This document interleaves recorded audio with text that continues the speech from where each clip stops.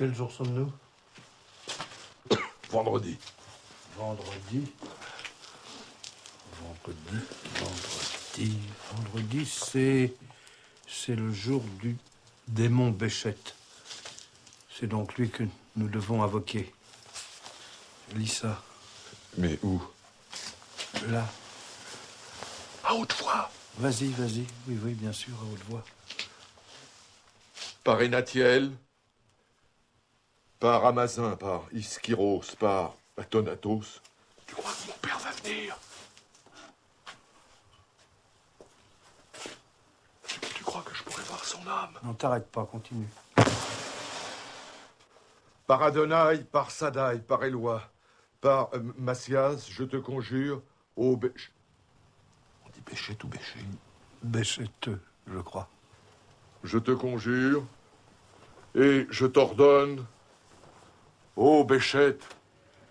Où es-tu? Approche, je te l'ordonne. Chut. Il me semble que je sens quelque chose. Oui, comme un souffle impalpable. Qu'est-ce que c'est? Je ne sais pas. Si tu allais voir. Écoute. On dirait une âme en peine. Viens. Mais Germaine! Mais que faites-vous là?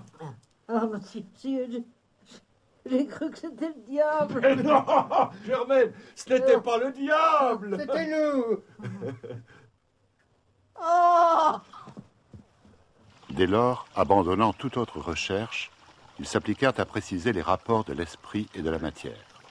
Ils cherchèrent des sources et des trésors à la baguette. Ils se comprimèrent réciproquement la nuque dans l'espoir d'avoir des visions.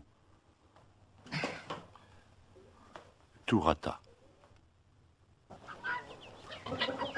Ils ne réussirent qu'à hypnotiser quelques dindes, ce qui alarma les paysans.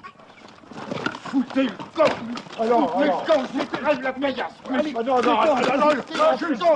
pas! Qu'est-ce que tu fais? J'essaye d'entendre la voix des esprits. Et par quel moyen?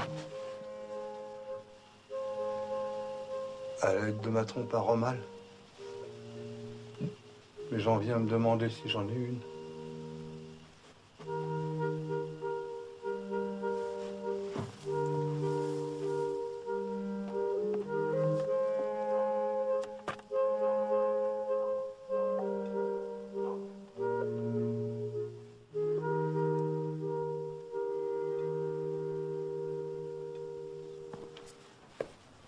Ils décidèrent alors d'approfondir leurs connaissances et se plongèrent dans la philosophie.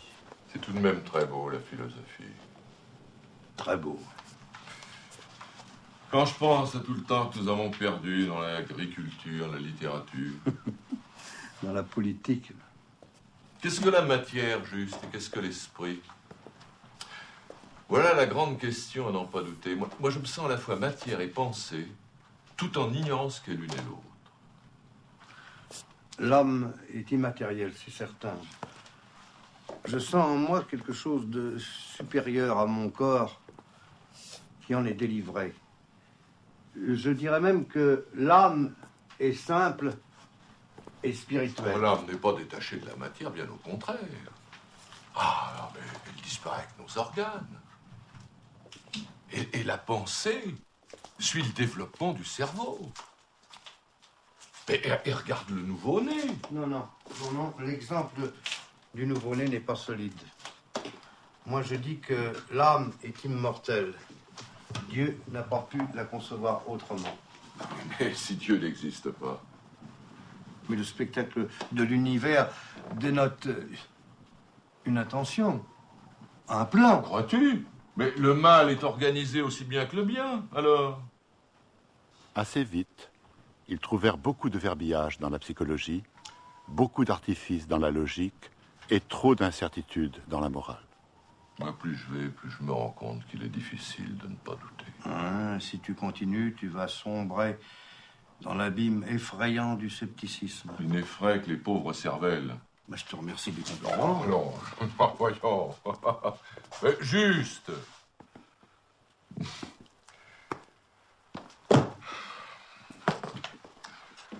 Veux-tu que je te dise?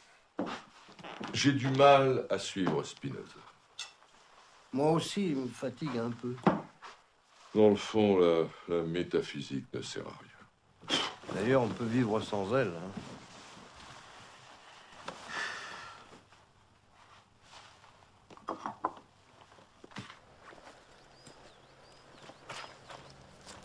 Pour oublier ces hautes pensées, ils tentèrent de se remettre au jardin. Mais des préoccupations sérieuses les poursuivaient.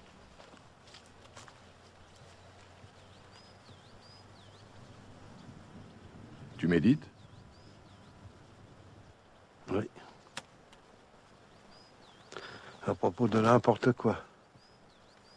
De la pluie, du soleil, d'un gravier dans mon soulier. Les facultés de l'âme sont totalement mystérieuses.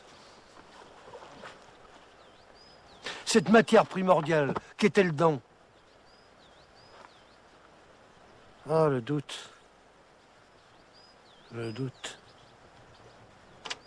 J'aimerais mieux le néant. Mais moi aussi, je me rends compte de l'insuffisance du matérialisme. Et franchement, je perds la boule.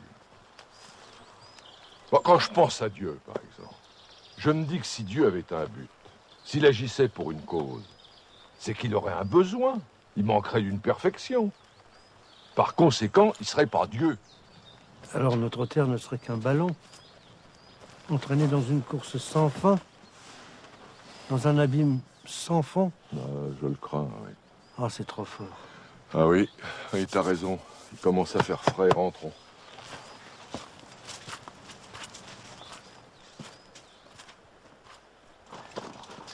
L'arrestation d'un malfaiteur fournit à Bouvard l'occasion d'une discussion sur la responsabilité que tout le pays trouva scandaleuse. On sera quand même plus libre de le savoir sous les verrous. Ouais, mais faut-il vraiment le blâmer? Il avait un mauvais instinct, c'est tout. On en triomphe par la vertu. Mais si on n'a pas de vertu, On en acquiert. et si on peut pas en acquérir? Vous niez le libre arbitre. Oh. Et cependant, moi, je peux faire ce que je veux, non? Je suis libre, par exemple, de remuer ma jambe, non? Non, monsieur, car vous avez un motif pour la remuer. Un républicain qui parle contre la liberté, c'est drôle. Comment se fait-il, monsieur Langlois, que vous ne donniez pas votre fortune aux pauvres? Mais parce que, pas si bête, je la garde pour moi. Si vous étiez Saint-Vincent de Paul, vous agiriez différemment parce que vous auriez son caractère. Vous obéissez au vôtre, donc vous n'êtes pas libre. Je trouve votre système d'une immoralité complète. Il innocente les coupables. Alors à partir de là, on peut tout discuter, plus rien ne tient. C'est la prison qui vous guette, aussi. Un malheureux qui suit ses appétits dans son droit comme l'honnête homme qui écoute sa raison. Nous parlons d'anormaux, de monstres, comme si la nature avait un but. Mais qu'en savons-nous? Mais il y a une providence, il y a des principes. Des principes. Mais quel principe quel principe? Avez-vous, comme nous, fouillé les arcanes de la métaphysique? Fouillez quoi? Un jour viendra où nous aurons raison. Mais pourtant ce que je veux, nom de Dieu! À mesure qu'ils devenaient objet de scandale, une faculté gênante se développait dans leur esprit, celle de percevoir la bêtise et de ne plus la tolérer. Tout les attristait. Les réclames des journaux, le profil d'un bourgeois, une sotte réflexion entendue par hasard. Ils sentaient peser sur eux comme la lourdeur de toute la terre. Je n'ai plus envie de sortir, ni de recevoir. Moi non plus. Pour moi, le monde chaque jour diminue d'importance. Il n'est peut-être qu'une illusion, qu'un mauvais rêve.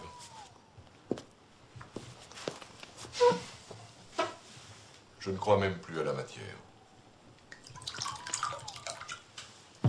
Je suis découragé par cette énorme masse d'incertitude et de stupidité. Je me sens devenir paresseux. Non, moi aussi. Je me rappelle le temps où nous étions heureux. Parce que nous étions bêtes. Par moments, l'idée de la mort me saisit. Mais, après tout, elle n'existe pas. Que veux-tu dire? On s'en va dans la rosée, dans la brise, dans les étoiles.